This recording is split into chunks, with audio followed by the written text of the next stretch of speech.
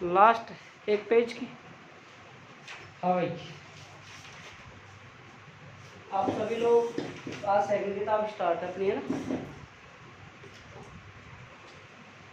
हाँ जी, आगे देखो, आज हम सेकंड बुक स्टार्ट कर रहे हैं और सेकंड बुक में हमारा चैप्टर नंबर 11 स्टार्ट कर रहे हैं। आज कौन सा चैप्टर स्टार्ट कर रहे हैं हम? आज 11वें नंबर का चैप्टर स्टार्ट कर रहे हैं और ज़्यादा नहीं है, 6 दिन के अंदर अंदर एक बार फ्री कर देंगे, 6 दिन या 7 दिन में, ठीक है। तो अब ये लेसनों में जो 11 है, 12 है, 13 है, इनमें जो टॉपिक अगले वो पढ़ाते हैं। कितना सा लेसन है, इनमें सारे पढ़ाया जाएगा, ठीक है। लेकिन आपको प्योर पूरा एनसीईआरटी बेस पे पढ़ाया जा रहा है पूरा, एक भी सिंगल पॉइंट भी मैं नहीं छोड़ रहा हूँ एनसीईआरटी का आपका, ठीक है ना। तो देखो, सबसे पहले विकिरण एवं द्वैत प्रकृति, चैप्टर 11, विकिरण नाम एवं द्रव्य प्रकृति, ठीक है। ये चैप्टर का आपका नाम है। देखो, अब समझो, इसको अच्छे से समझना, बहुत गजब से समझना। सेकंड बुक में जिसको बच्चे को डायग्राम और थ्योरी समझ में आ गई उसको आसान रहेगी याद करना, और नहीं तो रटेगा। और स्कूल वाले, जिस स्कूल वाले बच्चे जो यहाँ बैठे हैं, उन स्कूल वाले बच्चों को इतना बेनिफिट है कि आप यहाँ पढ़ने के बाद में स्कूल में पढ़ोगे तो रिविजन करोगे। तो इसलिए आप लोग स्कूल में ऐसा नहीं है दूसरों को देख के काम नहीं करें, काम उतारे हैं सभी, रफों में उतार ले, ठीक है। कहीं वहाँ बैठे रहे ख्याल देखे, ऐसा नहीं है। तो देखो, विकिरण एवं द्वैत प्रकृति। अब देखो, इससे पहले हम बात कर लेते हैं थोड़ी सी हल्की सी पुराने चैप्टरों की। हालांकि अपन यहाँ कोचिंग में 9वां और 10वां स्टार्ट नहीं किया अभी अपन ने। तो जो वैज्ञानिक थे उन्होंने प्रकाश के बारे में अनेक मत दिए थे। हाइगेंस ने तरंग प्रकृति का बताया था, न्यूटन ने कण के प्रकृति को बताया था, मैक्सवेल ने विद्युत चुंबकीय प्रकृति के रूप में बताया था। तो ये प्रकाश के बारे में इनके अलग अलग मत, अनेक प्रकार के मत दिए गए हैं। लास्ट में निष्कर्ष ये निकला कि भाई प्रकाश जो होता है वो कणीय प्रकृति का भी होता है और तरंगीय प्रकृति का भी होता है। मतलब हमारा जो प्रकाश है उसकी प्रकृति कौन सी होती है? द्वैत प्रकृति होती है। हमारे जो प्रकाश की प्रकृति कैसी होती है भाई? द्वैत प्रकृति का होता है। और क्वेश्चन एग्जाम में आया हुआ है कि प्रकाश की प्रकृति क्या होती है? द्वैत प्रकृति की होती है। बात आगे समझ लो, प्रकाश की प्रकृति कैसी होती है भाई? हमारी द्वैत, कणीय और तरंगीय प्रकृति का होता है। अब ये चैप्टर में हम पढ़ते हैं भाई गतिशील द्रव्य कण होते हैं, उनकी प्रकृति कैसी होती है भाई? तरंग होती है, कणीय प्रकृति की होती है। अब देखो, तो प्रकाश की विकिरण कैसी प्रकृति होती है? द्वैत प्रकृति, ठीक। अब हम पढ़ते हैं इलेक्ट्रॉनों का उत्सर्जन। बहुत अच्छा चैप्टर है, 2-3 नंबर का चैप्टर, आसान चैप्टर। इलेक्ट्रॉनों का उत्सर्जन, इमिशन ऑफ इलेक्ट्रॉन, ठीक है जी, इलेक्ट्रॉनों का उत्सर्जन। अब इलेक्ट्रॉनों का उत्सर्जन होता है, कैसे होता है, क्या होता है, सुनो कितनी से। इससे पहले मैं थोड़ी चर्चा करता हूँ। ये आपका क्या है भाई? ये आपका क्या है? ये तो आपका है परमाणु। ये आपका क्या है? नाभिक, ठीक है। और नाभिक में क्या होते हैं? न्यूट्रॉन प्लस प्रोटॉन होते हैं। और इसकी बाह्यतम कक्षाओं में क्या चक्कर लगाते रहते हैं बताओ मेरे? इलेक्ट्रॉन चक्कर लगाते रहते हैं। अब जो कुछ जो इसमें इलेक्ट्रॉन और जो बाह्य कक्षा में चक्कर लगाते रहते हैं वो कैसे बंधे होते हैं? दुर्बल बंधों के द्वारा। आंतरिक कक्षा में तो कैसे बंधे होते हैं? प्रबल बंधों के द्वारा। दुर्बल बंधों के द्वारा बंधे हुए जो इलेक्ट्रॉन ये क्या होते हैं? कक्षक होते हैं। तो इन कक्षकों को थोड़ी सी ऊर्जा मिल जाए इन इलेक्ट्रॉनों को, तो ये क्या हो जाते हैं? वहां से स्वतंत्र हो जाते हैं। स्वतंत्र होने के बाद में क्या करने लगते हैं? इलेक्ट्रॉनों में गति करने लगते हैं। ध्यान सुनना, मैं डायरेक्ट डेफिनेशन बता सकता था, लेकिन मैं बता रहा हूँ कैसे होगा उत्सर्जन इनका। देखो, तो जैसे इनको थोड़ी सी हमने अधिक कमरे का तापमान करेंगे, क्या हो गया? इलेक्ट्रॉन यहाँ से क्या हो गया? उत्सर्जन, स्वतंत्र हो गया यहाँ से। और स्वतंत्र हो गया यहाँ से क्या होने लगे? मान लो आपके पास कोई ऐसी वस्तु है और जिसमें आपके पास में कोई मान लो आप सपोज करो मिट्टी है, और मिट्टी का गीली होने के बाद गारा बन जाता है। उसमें आपने मान लो कंची डाल दी और उसके पात्र बंद कर दिए पूरे, ठीक है। अब उसको आप जैसे जैसे उसमें ताप मत दो या फिर उसमें थोड़ी थोड़ी बूंद भटक दो ऊपर से पानी की, तो मिट्टी बहने लग जाएगी धीरे धीरे। तो मतलब वो खाने लग जाए, कंची निकल जाएंगे, तो क्या होने लगे? उससे क्या हो गए? स्वतंत्र हो गए। और वो उसी पात्र में क्या होने लग जाएंगे? घूमने लग जाएंगे उस पात्र में। भाई उस जो पात्र में आपने मिट्टी को डाला था उसमें कंचे घूमने लग जाएंगे। अब क्या हो रहा है? इलेक्ट्रॉन उत्सर्जन तो नहीं हुआ, उसी में घूम रहे हैं कि इनके बराबर ये एक निश्चित आवृत्ति से अधिक थोड़ी सी ऊर्जा और अधिक देते हैं हम इसको। तो हमारे पास क्या हो जाएगा, इलेक्ट्रॉनों का यहाँ से क्या हो जाएगा, उत्सर्जन होगा कि नहीं होगा। थोड़ी सी ऊर्जा अधिक दे दे, थोड़ा सा ताप और दे दे हम, तो इलेक्ट्रॉनों का बाहर निकल जाएगा, नहीं हो जाएगा। जिस पात्र में हमारे कंचे बनते हैं मिट्टी से, उसमें हम पानी भरते जाए, एक निश्चित आवृत्ति से अधिक का पानी भरेंगे, एक निश्चित सीमा होगी, मान लो 2 लीटर का है, 1 लीटर का है, उससे 2 लीटर से ज्यादा भरा और कंचे क्या हो जाएंगे, पानी के साथ इलेक्ट्रॉनों का उत्सर्जन होगा कि नहीं, इलेक्ट्रॉनों का उत्सर्जन होगा कि नहीं होगा, हो गया इलेक्ट्रॉनों का उत्सर्जन। समझ में आ गया बात, समझ में आई इलेक्ट्रॉनों का उत्सर्जन कैसे होता है। धातु के पृष्ठों से इलेक्ट्रॉनों का बाहर निकलना है हमारा क्या कहलाता है, इलेक्ट्रॉनों का उत्सर्जन। धातु के पृष्ठ का मतलब समझो भाई कि हमारा ये कोई धातु का पृष्ठ है, धातु का ये क्या है हमारा, और इसके ऊपर आपने क्या प्रकाश आपतित करा दिया, प्रकाश। अब ये प्रकाश आपतित करा दिया यहाँ, और यहाँ से क्या निकल गए अपने इलेक्ट्रॉन, धातु पृष्ठ से बाहर क्या निकल गए, इलेक्ट्रॉन। वही क्या कहलाया हमारा, इलेक्ट्रॉनों का उत्सर्जन। 3 विधि होती है इसकी,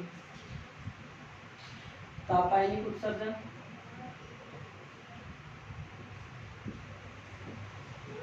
क्षेत्रीय उत्सर्जन, समझो तापायनिक उत्सर्जन समझो। कोई भी आपके धातु का पृष्ठ है, उसको आप क्या दे रहे हो भाई, ताप दे रहे हो, ताप देने के दौरान उससे क्या हो रहा है, इलेक्ट्रॉनों का बाहर निकल रहा है, उत्सर्जन हो रहा है, वो आपके क्या कहलाएगा, तापायनिक उत्सर्जन। इसके बाद में आपके पास में आता है कि क्षेत्रीय उत्सर्जन बोल दो, हाँ क्षेत्रीय, विद्युत क्षेत्रीय उत्सर्जन। कि आप क्या करो, कोई धातु ले लो, ये धातु है और उसमें इलेक्ट्रॉन है, और इसके बाहर क्या लगाते हैं, विद्युत क्षेत्र लगा सबके साथ, ठीक है। तो ये इलेक्ट्रॉन क्या होगा, इससे क्या होगा, आकर्षित, इससे क्या होगा, प्रतिकर्षित होगा, और इससे क्या उत्पन्न हो जाएगा अपने पास में, बताओ ये क्या हो जाएगा, इसको जैसे बहुत ज्यादा क्षेत्र लगा देते क्या निकल जाएगा, बाहर निकल जाएगा, ये क्षेत्रीय उत्सर्जन हो गया। समझ में आई, नहीं समझ में, तापायनिक उत्सर्जन समझ में आया, क्षेत्रीय उत्सर्जन दोनों समझ में आ गया। अब हमारे पास बता है क्या, बता है कार्यफलन। देखो कार्यफलन इस चैप्टर के अंदर, मैं पहले बता रहा हूँ, इस चैप्टर के अंदर 4 परिभाषाएं हैं। कितनी परिभाषा है भाई आपके अंदर, 4। उनमें से आप एग्जाम में लिख लेना 1 या 2, 100% गारंटी के साथ दे रहा हूँ। हर साल लगभग कोई 1% नहीं आए, नहीं तो 99% एक डेफिनेशन पक्का आती है। पिछले पेपर उठा के देख लो आप, पिछले में निरोधी विभव पूछा आपसे, इसमें नील विभव, कट विभव, दहली आवृत्ति, दहली तरंग, दहली ऊर्जा, कार्यफलन, ये सारी परिभाषाएं, इनमें से एक परिभाषा जरूर पूछी जाती है। तो कार्यफलन, कार्यफलन क्या होगा सुनो,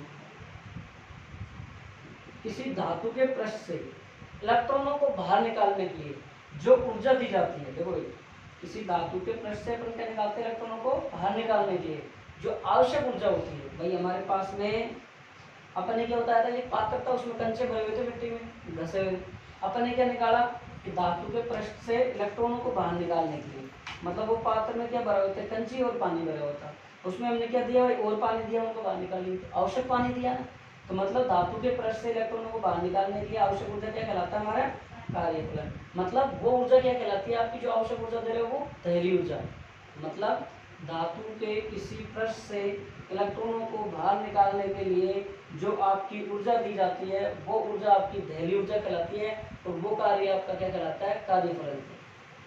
भाई ये ऊर्जा बराबर के वर्क होता है, ऊर्जा बराबर के वर्क होता है, कार्य बराबर ऊर्जा होता है, किया गया कार्य ऊर्जा में संचित होता है। यही हम अब तक पढ़ के आए फर्स्ट फिजिक्स के अंदर। मेरी बात समझ में आई कि धातु के पृष्ठ से इलेक्ट्रॉनों को बाहर निकालने के लिए आवश्यक ऊर्जा हमारा क्या कहलाता है, कार्यफलन। यह क्या कहलाता है, दहली ऊर्जा। कि धातु के पृष्ठ से निकालने के लिए आवश्यक जो दी गई ऊर्जा है, वह ऊर्जा क्या कहलाती है, दहली ऊर्जा। और कार्य क्या कहलाता है, कार्यफलन।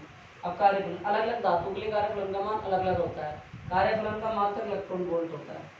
क्या होता है मात्रक इसका, अर्थात जूल भी बोल सकते हो आप, डब्लू का वर्ग भाई जूल भी होता है। जैसे आप और क्या बोल सकते हो भाई, जैसे सीजियम धातु के लिए, प्लेटिनम के लिए एक तो होता है सीजियम धातु, इसके लिए तो होता है 2.14 इलेक्ट्रॉन वोल्ट, और प्लेटिनम धातु के लिए होता है 5.6 इलेक्ट्रॉन वोल्ट। सबसे ज्यादा कार्यफलन किसका हो गया, प्लेटिनम धातु का।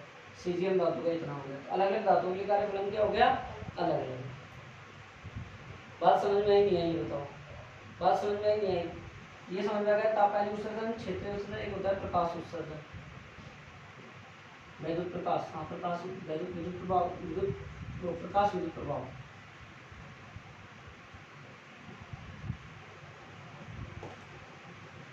ठीक है, ये क्या होता है भाई, कि आपने धातु के पृष्ठ पर क्या दिया, निश्चित आवर्ती से अधिक आवर्ती का प्रकाश डाला आपने, कि एक धातु का पृष्ठ है, ये मान लो आपके पास में पृष्ठ है, उससे निश्चित आवर्ती से अधिक आवर्ती का आपने क्या डाला, प्रकाश डाला।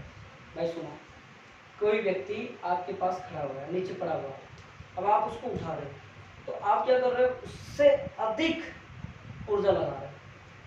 अगर अब आप उससे अधिक वेट के, उससे अधिक भारी होंगे तभी तो आप उसको उठा पाओगे। आप खुद तो 50 किलो को उठाना चाहो 150 किलो उठा सकते हो, 150 किलो का तुम नहीं उठा पा रहे। तो मतलब आप उससे एक निश्चित आवर्ती से अधिक आवर्ती का जब आप प्रकाश डालोगे तो ही आपसे यहाँ से क्या होंगे, इलेक्ट्रॉन उत्सर्जन होगा, और वो क्या कहलाएगा, हमारे पास प्रकाश विद्युत प्रभाव कहलाएगा। कि निश्चित आवर्ती से अधिक आवर्ती का हम प्रकाश डालेंगे, उस वही क्या करेगा, इलेक्ट्रॉनों का उत्सर्जन करेगा, और वही क्या कहलाएगा, हमारा प्रकाश विद्युत प्रभाव। अब देखो और आगे परिभाषा, दहलीय आवर्ती क्या होती है भाई बताओ। ये परिभाषा समझना भाई, मैं एक साथ समझा रहा हूँ फिर लिखाऊंगा। दहलीय आवर्ती कि वह न्यूनतम आवर्ती जिस पर हम धातु के पृष्ठ से इलेक्ट्रॉनों को हम बाहर निकाल लेते हैं, वो हमारे पास क्या कहलाएगी, दहलीय आवर्ती। आप सुनो, थ्रेशोल्ड फ्रीक्वेंसी मतलब दहलीय आवर्ती क्या कहलाएगी, कि वह न्यूनतम आवर्ती जिससे, या फिर धातु का वह पृष्ठ जिस पर हम न्यूनतम आवर्ती आपतित कराते हैं, न्यूनतम आवर्ती का प्रकाश आपतित कराते हैं, और इलेक्ट्रॉनों क्या हो जाता है, हमारे पास उत्सर्जन हो जाता है। कि वह न्यूनतम आवर्ती जिससे इलेक्ट्रॉनों का उत्सर्जन हो जाए, हमारे पास क्या कहलाती है, दहलीय आवर्ती कहलाती है। दहलीय आवर्ती हमारी 5 बराबर होती है h न्यू नॉट। ये न्यू नॉट हमारे पास में क्या है साहब, दहलीय आवर्ती। दहलीय आवर्ती न्यू नॉट बराबर क्या है हमारे पास में, दहलीय आवर्ती। और भी लिख सकते हो इसको, बताओ कैसे, कि सर W बराबर h न्यू नॉट। और क्या लिख सकते हो इसको बताओ, h न्यू नॉट। ये लिखो h आपके पास में क्या है, प्लांक नियतांक, जिसका मान क्या होता है 6.624 × 10⁻³ जूल सेकंड। और क्या आप लिख सकते हो, हम जानते हैं न्यू बराबर क्या होता है, c/λ। तो न्यू नॉट बराबर क्या होता है, c/λ नॉट। और लैम्डा नॉट यहाँ पे क्या है साहब, दहलीय तरंग दैर्ध्य है। और जो इलेक्ट्रॉनों को बाहर निकालने के लिए अधिकतम ऊर्जा दी जाती है, वो आपकी दहलीय तरंग दैर्ध्य होती है। अधिकतम जो ऊर्जा दी जाती है वो क्या कहलाती है, आपकी दहलीय तरंग दैर्ध्य। तो यहाँ क्या लिख सकते हैं हम, h new not h new बराबर c/λ। ये बहुत इंपॉर्टेंट फॉर्मूले चाहिए, यहाँ से न्यूमेरिकल आता है पक्का इस लेसन से, इस लेसन से। समझ में आ गई बात, चलिए आगे दिखा दे पूरा, हाँ भाई दिखा दे, देखो लिखो। वो कॉपी तेरे पास है क्या, उसमें 11th लेसन है, 10वां लेसन है, 9वां लेसन है, 11वां लेसन है, 9-10 न्याय है। हाँ देखो, धातु के पृष्ठ से इलेक्ट्रॉन उत्सर्जन, हेडिंग लगाओ इलेक्ट्रॉन उत्सर्जन। देखो इसमें धातु के पृष्ठ से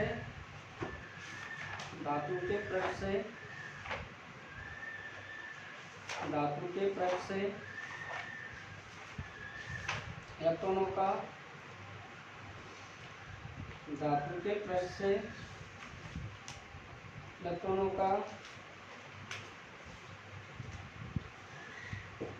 बाहर निकलना ही इलेक्ट्रॉन उत्सर्जन कहलाता है। इलेक्ट्रॉन उत्सर्जन है, बाहर निकलना ही इलेक्ट्रॉन उत्सर्जन है। साइड में कहीं ये चित्र बना हुआ, इससे समझ जाना पूरा, साइड में कहीं ब्रैकेट लगा के कहीं भी बना हुआ।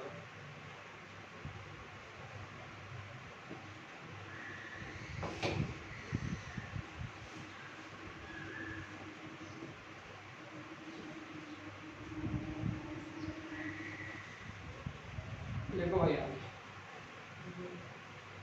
हो गया,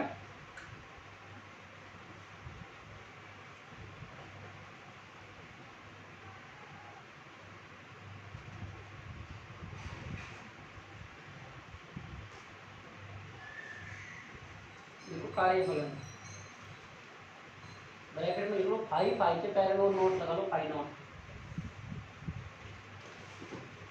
जानते हो, 5 नोट लिखना ऐसे, देखो ये रहा 5 और ये रहा 5 नोट, कार्यफलन या 5 नोट।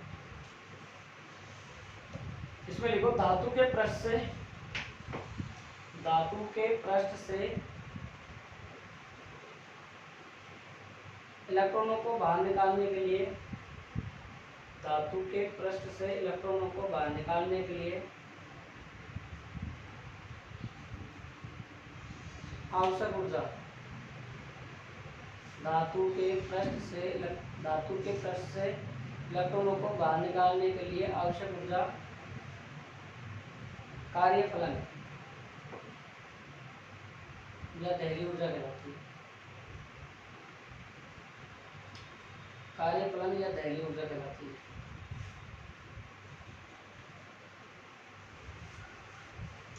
देखो एक धातु के लिए कार्यफलन निश्चित होता है।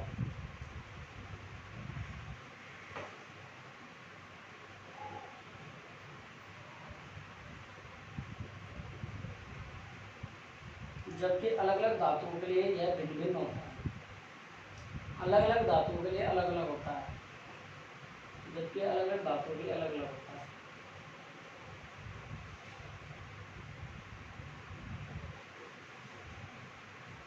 यह ताप पर निर्भर नहीं करता।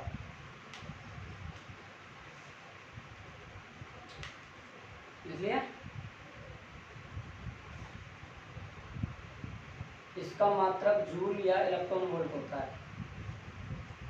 इसका मात्रक इलेक्ट्रॉन वोल्ट या जूल होता है।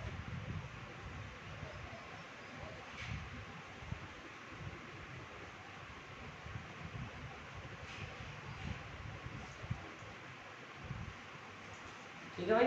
अब लिखो एडिंग, दहली आवर्ती। एडिंग लिखो दहली आवर्ती। इंपॉर्टेंट वाली परिभाषा होगा, इंपॉर्टेंट लगा लेना, कार्यफलन की हो चाहे दहली आवर्ती की, दोनों परिभाषा इंपॉर्टेंट है। दहली आवर्ती, प्रकाश की वह न्यूनतम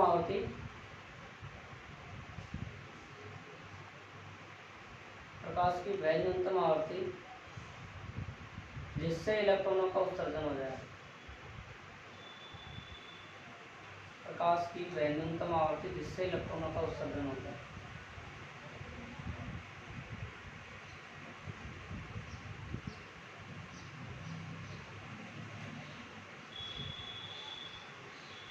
दहली आवर्ती कहलाती है।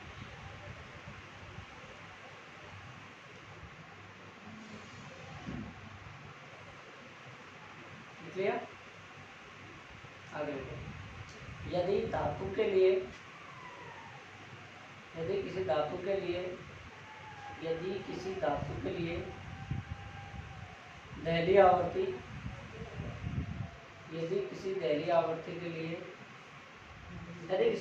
लिए दहली आवर्ती न्यू नॉट हो, न्यू नॉट का मतलब क्या लिख रहा है? न्यू नॉट, न्यू है ना, आवर्ती है, न्यू नॉट थोड़ा वी की तरह बनेगा, घूम के बनेगा, अभी मत बनाना। न्यू नॉट हो तो उसका कार्यफलन ये उतारो सारा, यहाँ से लेके यहाँ तक।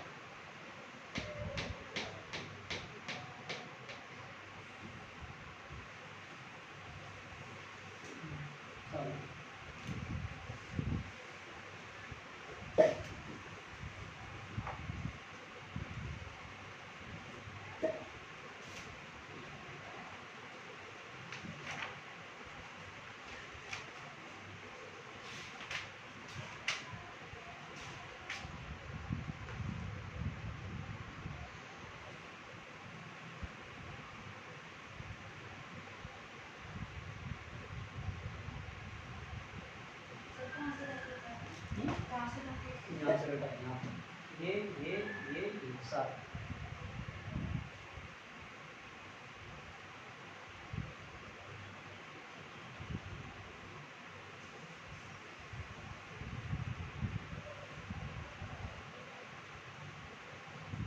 अब लिखो भाई, इलेक्ट्रॉनों का उत्सर्जन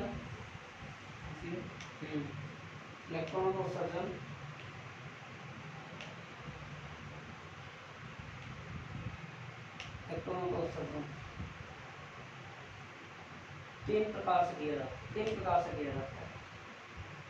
इलेक्ट्रॉनों का उत्सर्जन तीन प्रकार से किया जाता है। पहला लिखो तापायनिक उत्सर्जन।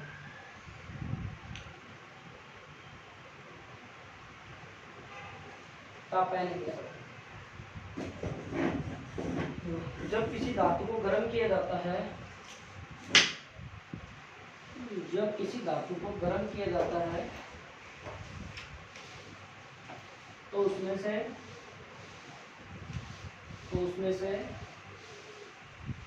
इलेक्ट्रॉनों के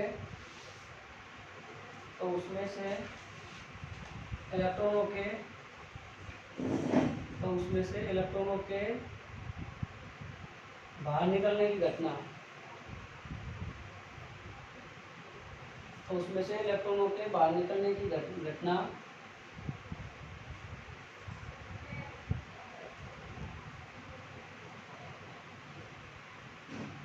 ऐसे चित्र बनाओ। घटना तापायनिक उत्सर्जन कहलाती है।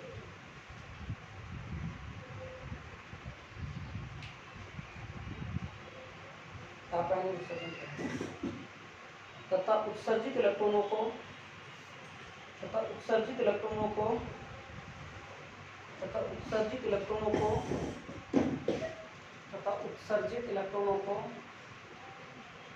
तापायन कहते हैं।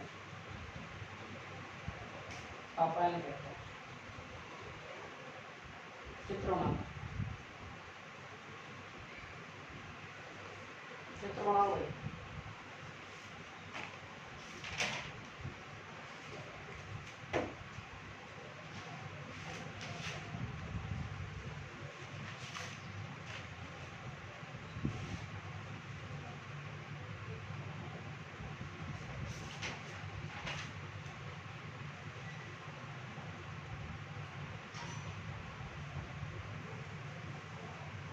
देखिए, अब लिखो आगे।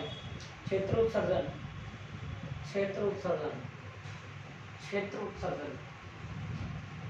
धातु के पृष्ठ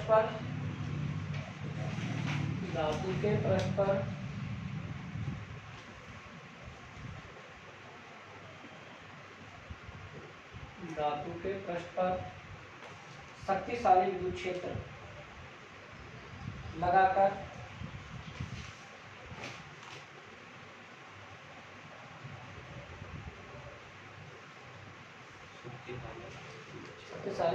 लगाकर धातु के पृष्ठ से इलेक्ट्रॉनों को बाहर निकालने की घटना,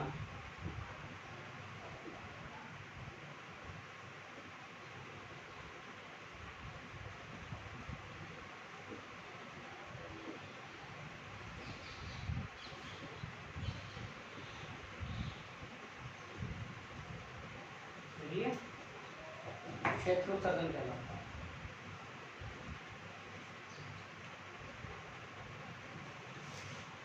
अब देखो प्रकाश विद्युत उत्सर्जन।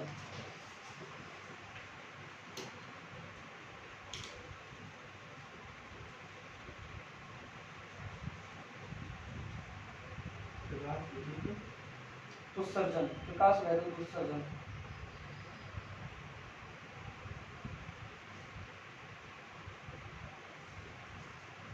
देखो, इसको समझो। चित्र बना लेना ना इसका। ये आपके पास में प्रकाश विद्युत उत्सर्जन क्या कह रहा है।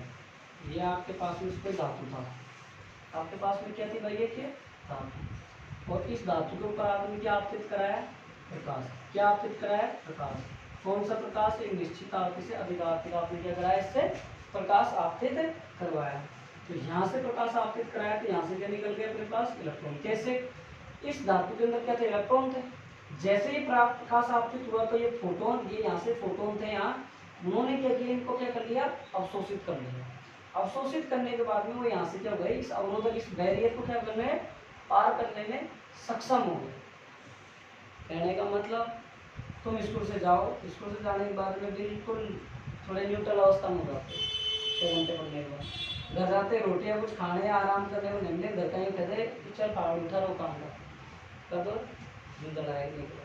जैसे तुमको चला पिला के बढ़िया तरीके से खिला पिला के काम करवाएं तो तुम चाहे कोई सी दीवार हो, कोई सी बैरियर हो, कोई सी बात हो, सबको पार करता है। तो यही अपना क्या होता है, प्रकाश विद्युत उत्सर्जन। आपके लिखा दे। देखो, जब किसी धातु के पृष्ठ पर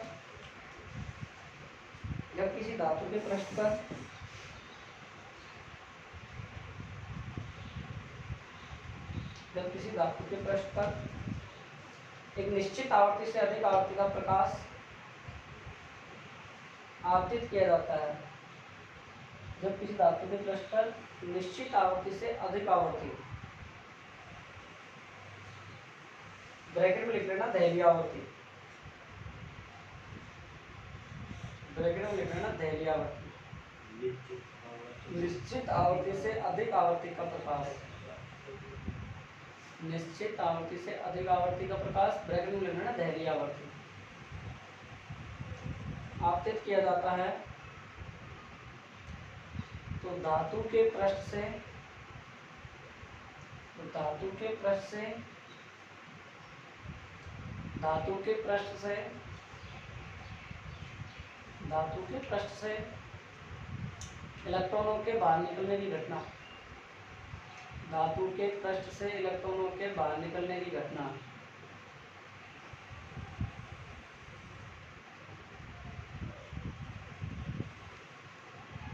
प्रकाश विद्युत उत्सर्जन कहलाती है।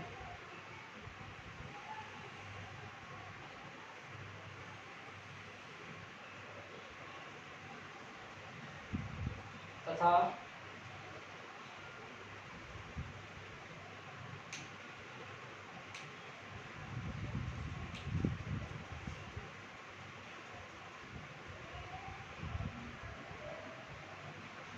उत्सर्जित इलेक्ट्रॉन प्रकाश इलेक्ट्रॉन कहलाते हैं, तथा उत्सर्जित इलेक्ट्रॉन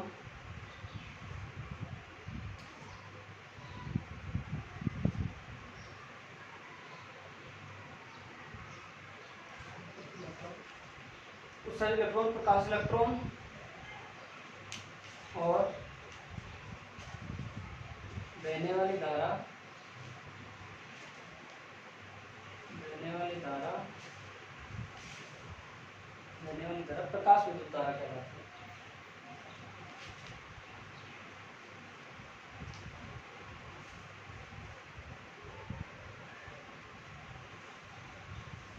देखिए अब लिखो द्वितीय उत्सर्जन,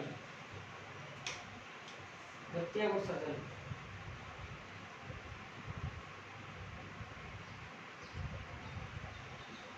द्वितीय उत्सर्जन, इसमें लिखो जब धातु के पृष्ठ पर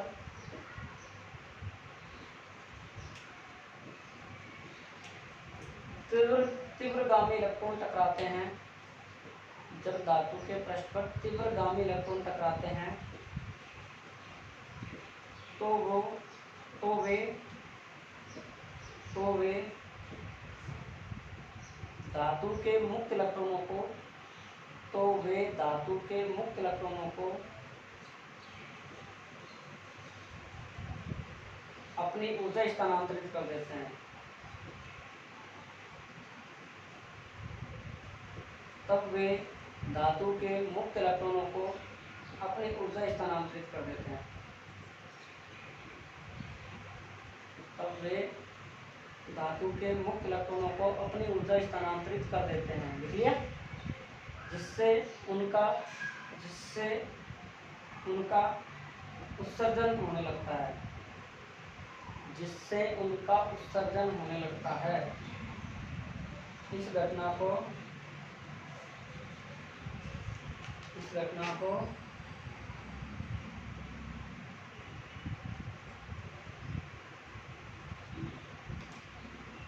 द्वितीय उत्सर्जन कहते हैं।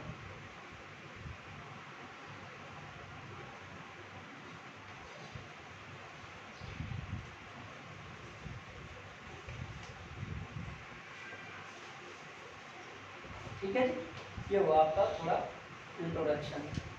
टाइम मेरे ख्याल से 5 बजे होंगे, जब बताओ घड़ी कहाँ से जाए, 5 बजे, नो टेंशन। अब अपन इनका अच्छे से पढ़ेंगे, प्रकाश विद्युत प्रभाव के प्रेक्षण पढ़ेंगे। 3 वैज्ञानिक थे, तीनों वैज्ञानिक अपन को पढ़ने हैं, ठीक है। फिर कल हम हाल्बach और लेनार्ड का पूरा प्रयोग पढ़ेंगे, उसके निष्कर्ष निकालेंगे, और उसके बाद में फिर हम आइंस्टीन समीकरण पढ़ेंगे, फिर हम उसके बाद में डी ब्रोगली वगैरह जो भी है, जो सारे वगैरह सारा पढ़ेंगे, तीव्रता वगैरह सारा। तो लिखो प्रकाश विद्युत प्रभाव के प्रेक्षण, प्रकाश विद्युत प्रभाव के प्रेक्षण। प्रभाव के प्रेक्षण।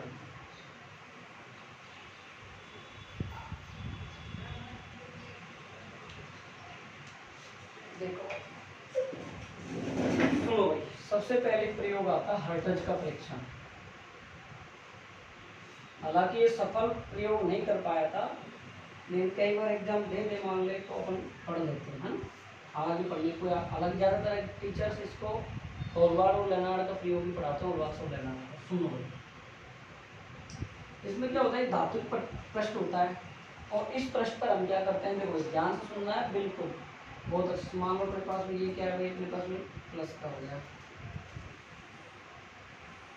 ये हमारे पास में क्या हो गया माइनस, ठीक है। इसके हमने क्या आपतित कराया भाई, प्रकाश आपतित। और प्रकाश कौन सा, पराबैंगनी प्रकाश, पराबैंगनी प्रकाश, ठीक है जी। जैसे ही हमने क्या किया, इस प्रश्न पर पराबैंगनी प्रकाश आपतित कराया, पराबैंगनी प्रकाश आपतित कर दिया, तो इससे क्या होने लग जाएंगे, हमारे इलेक्ट्रॉन उत्सर्जित होने लग जाएंगे। क्या होने लग जाएंगे, हमारे इलेक्ट्रॉन उत्सर्जित होने लग जाएंगे।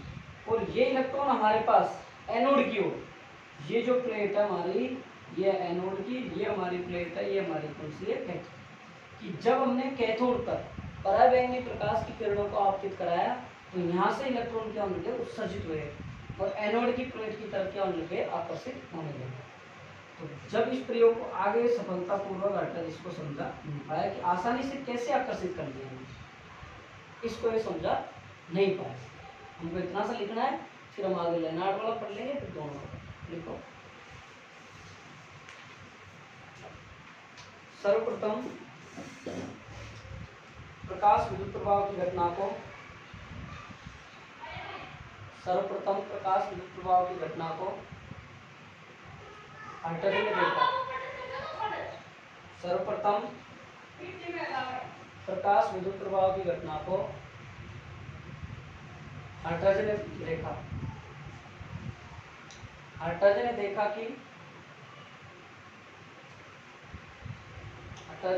कि जब धातु के कैथोड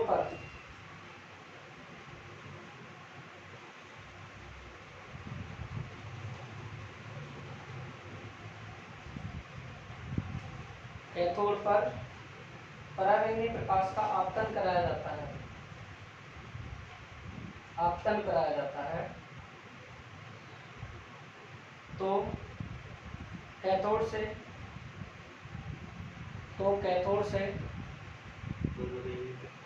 पराबैंगनी प्रकाश की किरणों को आपतित कराया जाता है, तो कैथोड से ऋणावेशित कण। अब तुम सोचो, एक बार कि तुम सोचो सर इलेक्ट्रॉन तो यहाँ से उत्सर्जन हो गए थे, मैं दोबारा बोल दूंगा, तो ये इसने सफलतापूर्वक क्यों नहीं करी, क्योंकि इसको जब देखा तब इलेक्ट्रॉनों की खोज ही नहीं हुई थी। सबसे बड़ी बात ये थी। और तब होलवार्ड जब इसको बताएगा तब जाके इलेक्ट्रॉन की खोज हो गई थी, तब जाके उसके नाम ये चीज हुई। उस टाइम ये गए, लेकिन उन्होंने देखा, बताया नहीं भाई ये इलेक्ट्रॉन जा रहे हैं ऋणावेशित। अब क्या लिखा है मैंने कि जब कैथोड पर पराबैंगनी प्रकाश किरणों को आपतित कराया जाता है, तो कैथोड से ऋणावेशित कण उत्सर्जित होकर एनोड की ओर गति करते हैं।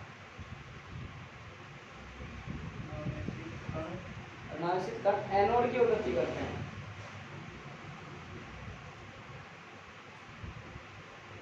इन ऋणावेशित कणों को आराम से, इन ऋणावेशित कणों को इलेक्ट्रॉन का, बाद में इन ऋणावेशित कणों को इलेक्ट्रॉन कहा गया।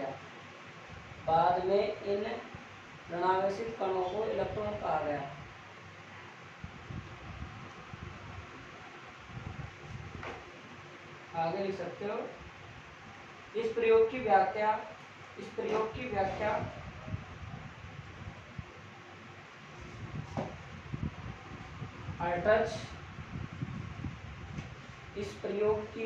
हर्ट्ज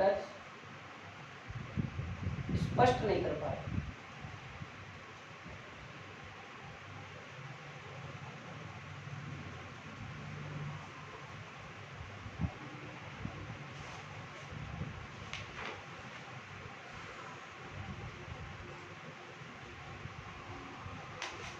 ठीक है, अब देखो ये पहला प्रयोग समझ कर जा, चित्र तो बनाओ।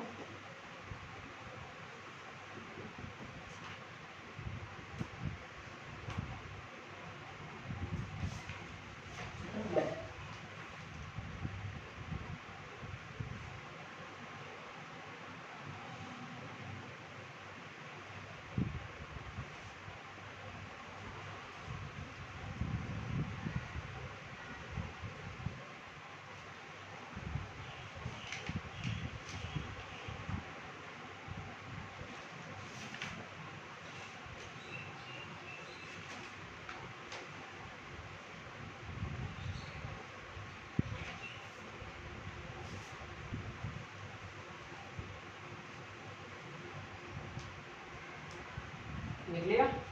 अब लिखो हॉलमार्क्स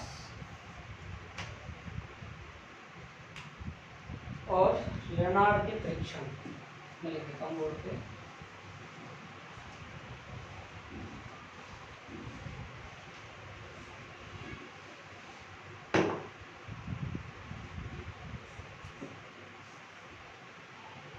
हॉलमार्क्स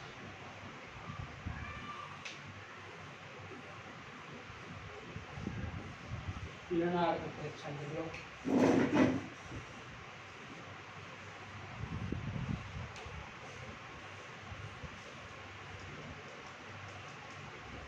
हालांकि हल्का जब विद्युत चुंबकीय तरंगों को देख रहे थे तब उसको बता पाया था प्रकाश विद्युत प्रभाव। देखो हॉलमार्क्स और लेनार्ड का परीक्षण सबसे पहले।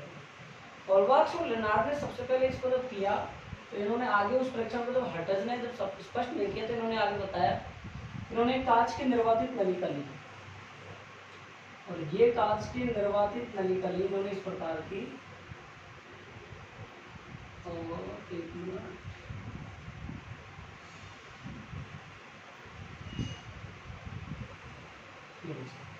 इस पर 2 इलेक्ट्रोड लगाए इन्होंने। एक इलेक्ट्रोड अपने पास उसका नाम दे दिया सी, इसका नाम दे दिया बी, या ए कुछ भी दे दो, ए दे दो, ए सी दे दो, कुछ भी दे दो। ठीक है, ये हमारे पास कैथोड, ये हमारे पास एनोड। ठीक है जी।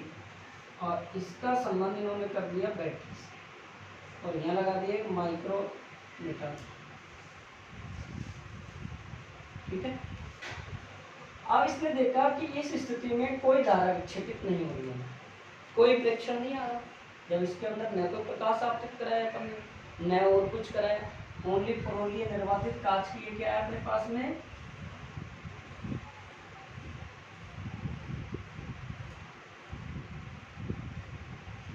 समझ में आ रहा है चैप्टर? तो दिक्कत हो रही है, बहुत आसान चैप्टर है, बहुत आनंद आने वाला है इसमें। तब मैंने क्या किया भाई, इस कैथोड पर मैंने क्या किया, प्रकाश की परावैंगनी प्रकाश की किरणों को क्या कर दिया, मैंने आपतित करवाया। कौन सी क्या कराया, परावैंगनी प्रकाश, परावैंगनी प्रकाश को आपतित कराया। आपतित जैसे मैंने इसके ऊपर आपतित कराया, आपतित कराने पर यह क्या होंगे, इलेक्ट्रॉन को उत्सर्जन होगा और ये इलेक्ट्रॉन कहाँ चलने लग जाएंगे साहब, खाना लग जाएंगे एनोड। अगर मैं ये प्रयोग, ध्यान से सुनना, अगर मैं ये परावैंगनी प्रकाश यहाँ नहीं कराकर यहाँ करवा दूं तो इलेक्ट्रॉन इधर आ जाएंगे। भाई मैंने कहा कि मैं इस परावैंगनी प्रकाश को यहाँ आपतित कराने के बजाय यहाँ करा दूं तो बताओ, आपतित तो करा दो, आप कोई दिक्कत नहीं, यहाँ कराया जब तो धारा बहने लग गई आपकी। तो यहाँ आपने ये इसको थोड़ा सा और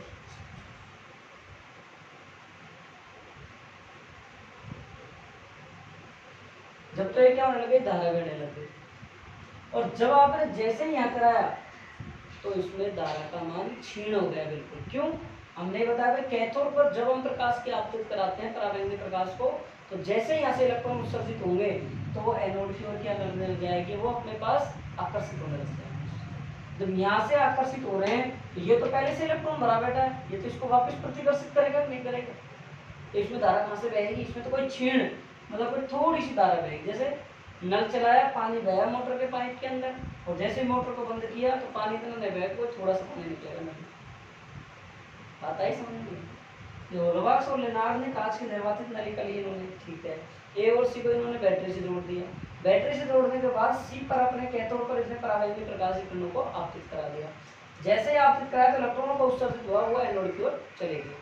अगर हम इसके उल्टा कर दें तो क्षीण धारा नहीं बहेगी। और इन वैज्ञानिकों ने सोडियम, पोटेशियम इन पर प्रकाश किरणों को आपतित करके देखा इलेक्ट्रॉनों का उत्सर्जन आसानी से। ये बात इन्होंने इसमें बोली। बात आगे समझ में। अब राम चले यार, हाँ भाई चले। होलोवाक्स तथा लेनार्ड ने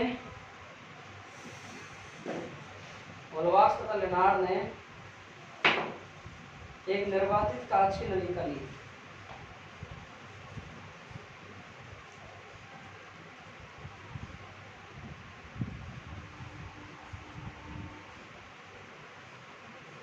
होलोवाक्स तथा लेनार्ड ने, क्योंकि इसकी भी जब ये प्रयोग किया गया, ये 1888 में किया गया था, ये प्रयोग भी 1888 में किया गया था, और इलेक्ट्रॉनों की खोज आई थिंक 1897 में हुई थी, इसलिए इसको भी सफलतापूर्वक नहीं किया। आगे फिर और आगे पूरा एक्सपेरिमेंट देंगे, पूरा डिस्कस देंगे आगे दोनों में, जब इसकी क्लियर हो पाएगी। तो लिखो, होलोवाक्स तथा लेनार्ड ने एक निर्वातित कांच की नली का ली।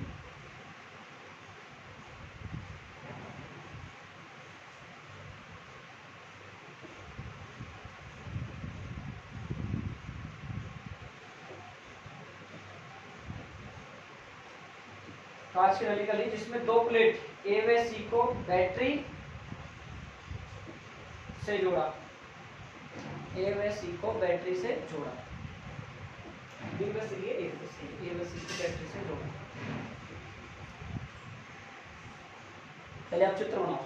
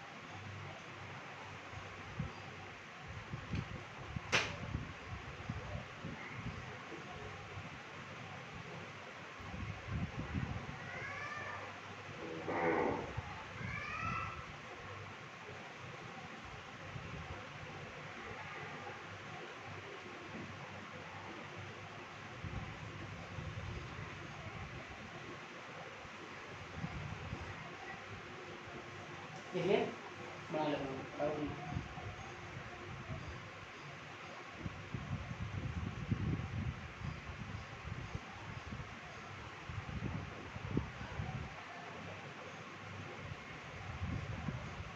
चला, देखो आगे, जब प्लेट सी पर परावैंगनी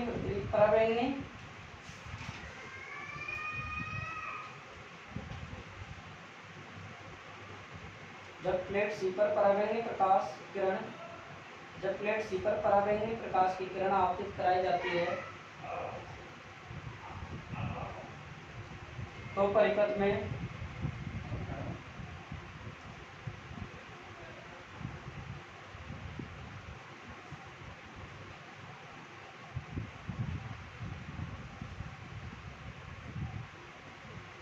धारा बहने लगती है।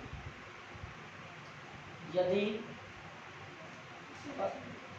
जब प्लेट सी पर परावैंगनी प्रकाश की किरणों को जब प्लेट सी पर पराबैंगनी प्रकाश की किरणों को आपतित किया जाता है तो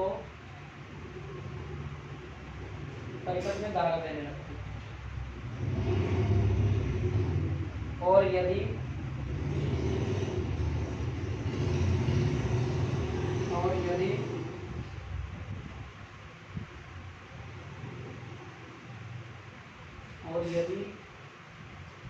इन किरणों को प्लेट सी के बजाय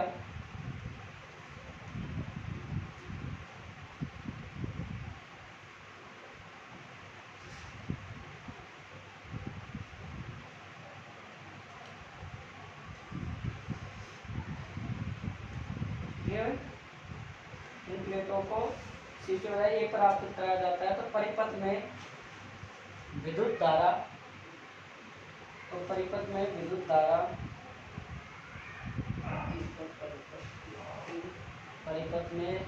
धारा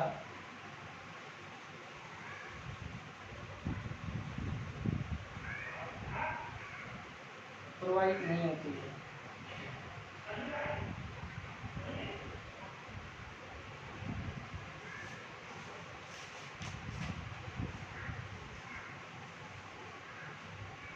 ठीक है, अर्थात बहुत क्षीण धारा रहती है।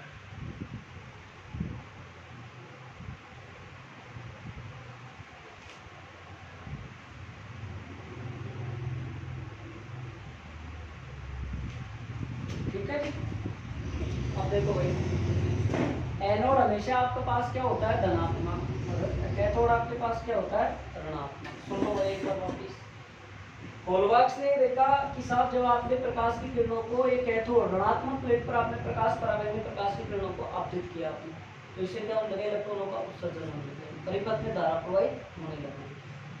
जब तक आप पराबैंगनी प्रकाश की किरणों को इस पर आपतित करोगे तब तक इलेक्ट्रॉनों का उत्सर्जन होने लगेगा, पूरे धारा बहने लगे। जैसे ही आपने यहाँ प्रवाहित किया, यहाँ पे आपतित किया तो नहीं बहेगी। क्यों नहीं बहेगी, सुनो भाई, क्योंकि जैसे ही आपने इस धनात्मक प्लेट पर पराबैंगनी प्रकाश किरणों का आपतित किया, सुनना ध्यान से, तो यहाँ से क्या हो गया, अपने पास में इलेक्ट्रॉन उत्सर्जन हुआ, ऋणावेशित इलेक्ट्रॉन है, और ये इलेक्ट्रॉन क्या होंगे, जाना तो चाहेंगे इस साइड में, यहाँ तक चले जाएंगे बीच तक, लेकिन यहाँ के जो इलेक्ट्रॉन है वो इनको वापस धक्का देके भगाते हैं, तो ये परिपथ पूरा ही नहीं होगा, धारा ही नहीं बहेगी, कोई छोटी सी धारा बहेगी। क्यों, वो यहाँ तक आए हैं तो थोड़ी बहुत धारा लगा देंगे उसके बाद। हालांकि फिर बाद में इसको थॉमसन ने बताया था, होलबर्ग स्वयं भी नहीं बता पाए थे क्यों हुआ, होलबर्ग स्वयं इसको नहीं बता पाए, इसने बताया था जे थॉमसन कि जब तक आप इस ऋणावेश पर आपतित करते जा रहे हो, जब तक यहाँ धारा बहती जा रही है, जैसे ही आपने इस पर आपतित किया तो ये धारा प्रवाहित नहीं होगी। क्यों नहीं हो रही है, मैंने एक कारण रीजन बताया। ठीक, आगे चलो। हाँ भाई, फर्स्ट बुक सही है कि ये बुक सही है रोहित, यह सही है पूरा? हाँ, देखो मैं एक बात बता रहा हूँ इस क्लास के माध्यम से, जिस भी विद्यार्थी जो भी फिजिक्स के अंदर कमजोर है और उसको लगता है कि यार मतलब मेरे हालात खराब, हालांकि देखो ऐसा सोचना गलत है क्योंकि अभी तो अगस्त चल रहा है, अगर वो मेहनत करना चाहे तो सब कुछ पॉसिबल है, लेकिन फिर भी उससे नहीं होती मेहनत, उससे सारे हथियार डाल दिए, तो कृपा करके वो सेकंड बुक को अच्छे से कर ले। आप 9वां पार्ट, 10वां पार्ट, 11, 12, 13, 14, 9वें में ज़्यादा डेरिवेशन है, 9वां नहीं कर पाते, 10, 11, 12, 13, 14 कर लो, कोई डेरिवेशन नहीं है, थोड़े थोड़े डेरिवेशन है, थ्योरी है इसके अंदर, चित्र है बस, और कुछ नहीं। तो आप इसको भी अच्छे से तैयार रखें। 90 के अंदर आप फिक्स डेरिवेशन रख लो, आपको पक्का लेंस मेकर में से क्वेश्चन मिल जाएगा, उधर से प्रकाशिक उपकरण में से मिल जाएगा, 4 नंबर वहां से पक्के हो जाएंगे। 10वां पार्ट में एक बिट एक डेरिवेशन है सिर्फ, और है नहीं भाई। 11वें इसमें भी एक डेरिवेशन है बस, 12वें में थोड़े बहुत है, 2-3 है बस, 13वें में भी 1-2 है बस, 14वें में एक भी नहीं है बस। तो देखो आप अब लिखो, आप आगे लिखो भाई, आप हेडिंग लगाओ, इसी में चलने दो। आप लिखो, होलबर्ग ने प्रेक्षण में यह देखा कि, होलबर्ग ने प्रेक्षण में देखा गया कि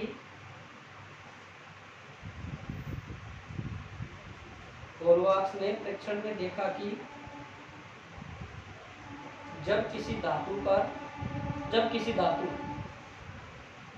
धातु जैसे सोडियम पोटेशियम, जब किसी धातु सोडियम पोटेशियम पर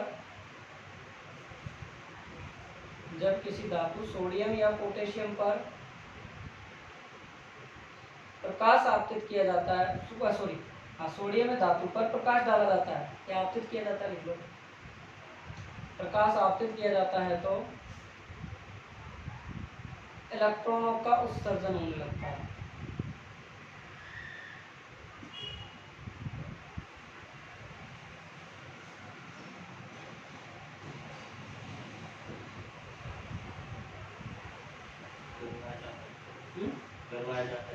इलेक्ट्रॉनों का उत्सर्जन होने लगता है।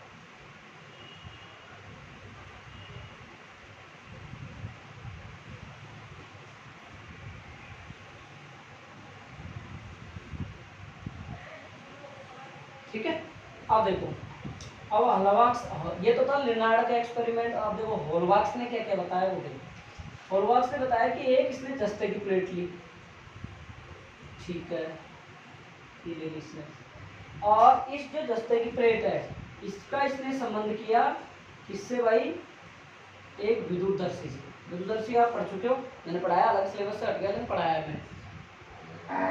तेरे ध्यान देना क्लास में, यही तो शुरू है।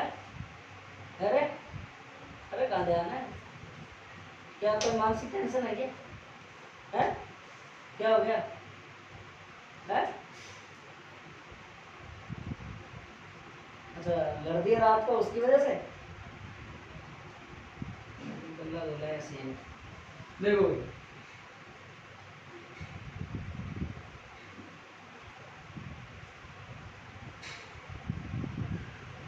एक इस प्रकार का पात्र है और इसमें आपकी ऐसी आपकी एक स्वर्ण पत्र लगी है,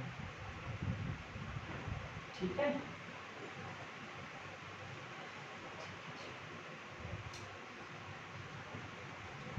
चाहे आप वो विद्युतदर्शी वाला सा डायग्राम बनाना चाहो तो कोई दिक्कत नहीं, ठीक है। अब मैं क्या बता रहा हूँ इसमें, फर्स्ट बात सुनो।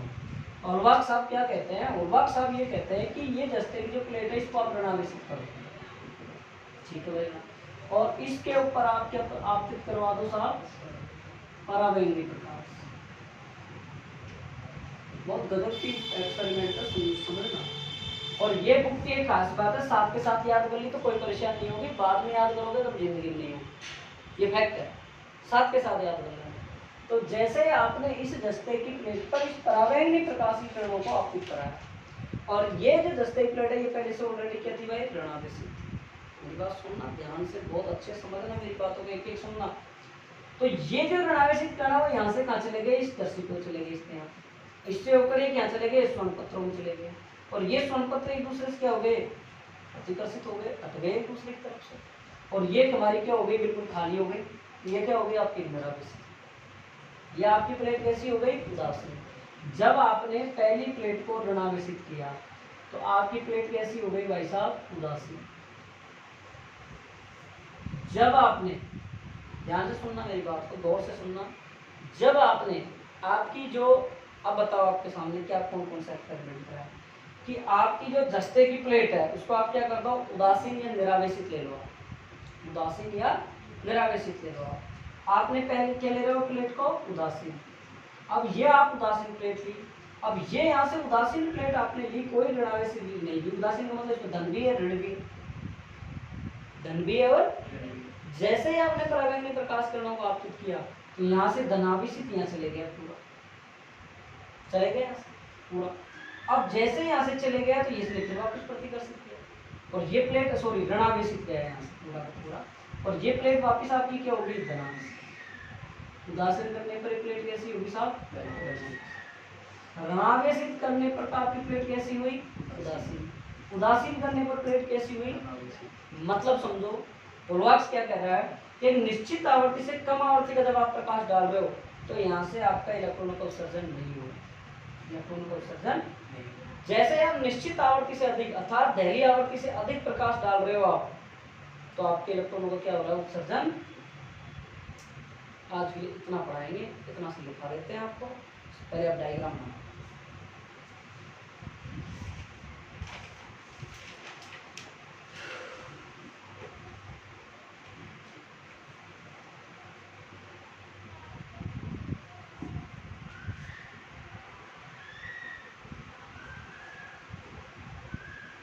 ज्यादा मुश्किल नहीं है थ्योरी, आप सोचोगे ज्यादा मुश्किल है, नहीं।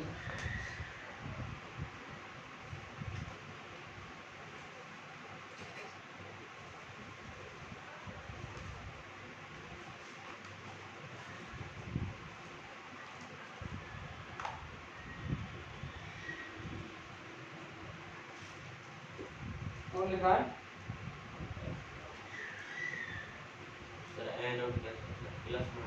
प्लस, एक मिनट, कौन सी पूछ रहा है? कैथोड पूछ रहा है, एथोड एनोड? कैथोड तो होता है ऋणात्मक और एनोड क्या हो रहा है अपने पास में, धनात्मक। हाँ तो ये सही कर दिया, ठीक है। अब लिखो आगे, देखो होल्वार्ट्स ने अपने प्रयोग में, चित्र बनाओ यार, इतना टाइम थोड़ी लगेगा है।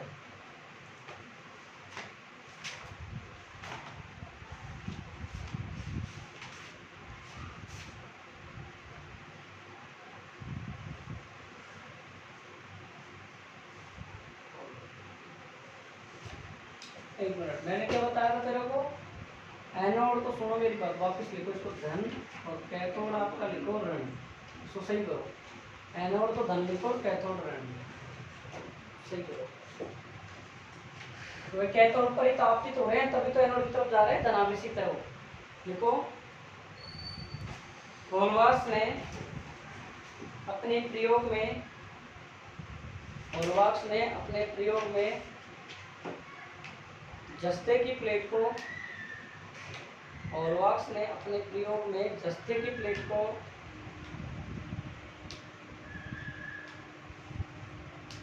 विद्युतदर्शी से जोड़कर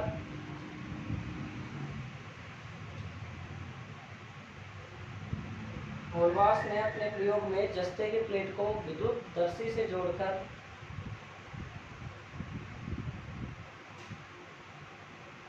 निम्न निष्कर्ष निकाले। निम्न निष्कर्ष में पहला लिखो, पहला लिखो, यदि जस्ते की प्लेट ऋणावेशित ली गई, यदि जस्ते की प्लेट ऋणावेशित ली गई तो वह उदासीन हो गई।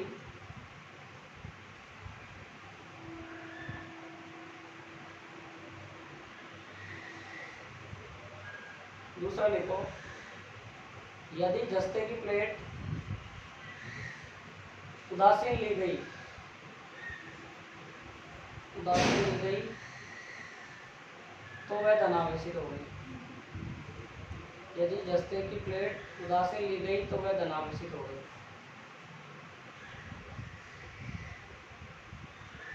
अगले इसमें लिखो आगे, उपरोक्त बिंदुओं से स्पष्ट है कि, उपरोक्त बिंदुओं से स्पष्ट है कि जब जस्ते की प्लेट पर, उपरोक्त बिंदुओं से स्पष्ट है कि जब जस्ते की प्लेट पर पराबैंगनी प्रकाश आपतित होता है, पराबैंगनी प्रकाश आपतित होता है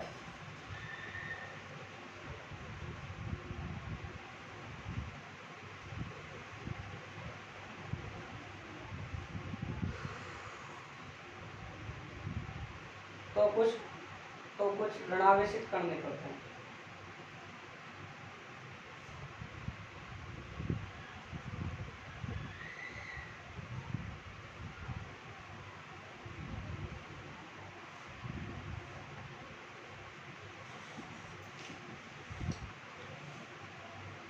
होल्वार्ट्स तथा लेनार्ड ने बताया कि, होल्वार्ट्स तथा लेनार्ड ने बताया कि धातु के पृष्ठ पर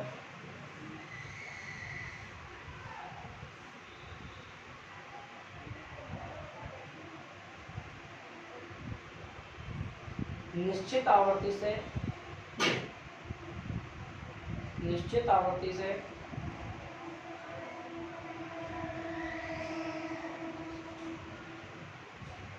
कम आवृत्ति का प्रकाश आपतित किया जाता है।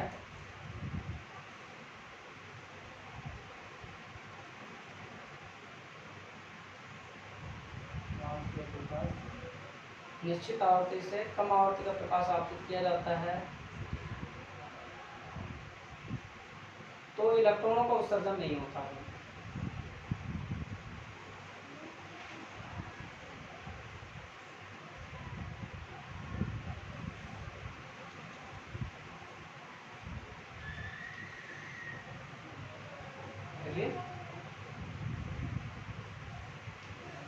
आवर्ती का वह न्यूनतम मान, आवर्ती का वह न्यूनतम मान जिस पर इलेक्ट्रॉनों का उत्सर्जन हो जाए, दहली आवर्ती कहलाता है।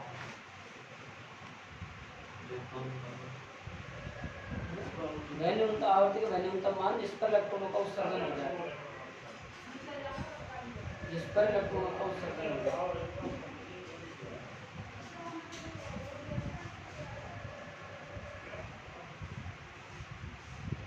ठीक है, बहुत आज के लिए इतना। 1 घंटा